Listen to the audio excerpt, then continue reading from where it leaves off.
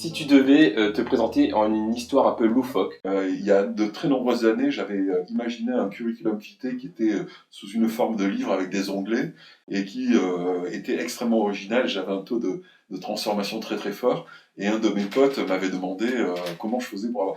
Et je lui avais donné le truc. Donc je lui avais préparé un CV vide et il y avait un onglet, c'était un homme, un autre onglet, c'était d'expérience pour gagner avec vous. Enfin les conneries qu'on dit habituellement quand on veut être... Et donc je lui avais dit, voilà, et dans un homme, tu marques ton curriculum vitae, et j'avais marqué 15 ans de prison, viol, marié, 5 femmes, 10 enfants, d'expérience, cambriolage, enfin on se marrait quoi. Et puis on s'en va, et j'envoie moi dans la foulée un CV à une boîte qui va m'embaucher.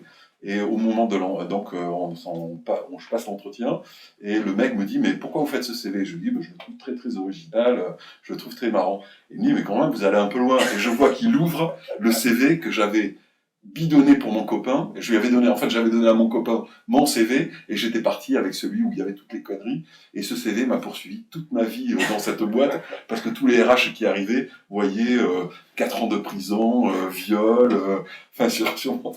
Voilà, donc je suis pas forcément très organisé. Je peux être en rupture ou je peux imaginer des trucs, mais au niveau de l'organisation, c'est pas toujours ça. C'est pour ça que je m'entoure de gens avec des têtes bien faites. D'accord, comme quoi, même si on pourrait penser que c'est une erreur, finalement, tu as réussi à faire ton Et attendant. finalement, je suis rentré dans cette boîte et j'ai fait ce que on pourrait, vu de l'extérieur, qualifier d'une très belle carrière.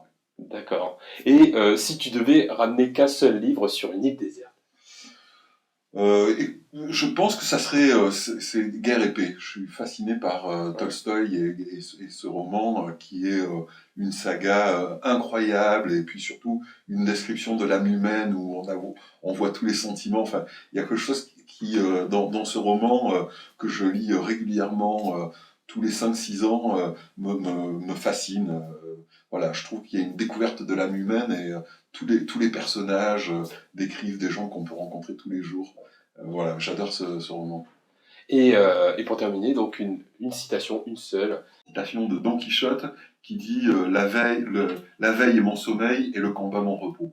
Et j'adore cette idée-là de se dire que derrière ça, c'est la capacité à s'indigner en permanence et à se lancer dans des combats, même si c'est contre des moulins à vent qui sont perdus d'avance. J'aime cette idée de penser en permanence qu'il faut pas se satisfaire de ce que l'on a, quoi. D'accord, bah merci beaucoup pour cette interview sur l'optimisme.